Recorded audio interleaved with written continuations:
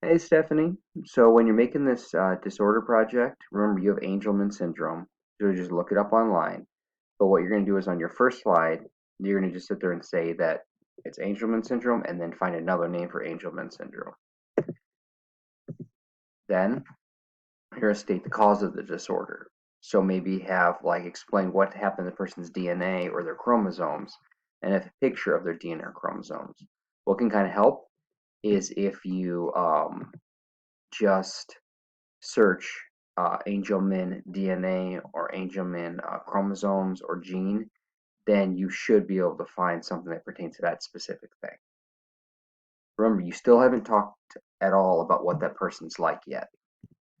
Here is where you're going to start talking about what that person is experiencing. So this stuff is like the easiest stuff to find because they'll tell you about like how much that person uh, the mental impact or the physical impact of that genetic disorder. So what are they like? What are their characteristics?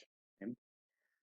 The next slide is how common or uncommon is it? So basically, is it more common in females or males? Is there a part of the world that you find it in more? A race or an ethnicity um, that you might find Angelman more? Or it could be that you just say that no, there's a chance for everybody to get equally, and you might talk about what percentage of people have that genetic disorder. When you get to treatment and medical advances, you could talk about detection tests. So how do they tell if somebody has it? Maybe a child before it's born. Is it curable? Which in all honesty, it should not be. Treatments though, like what can they do to help the person? And they may not be able to cure anything, but they might be able to help with a side effect or a therapy of some sort.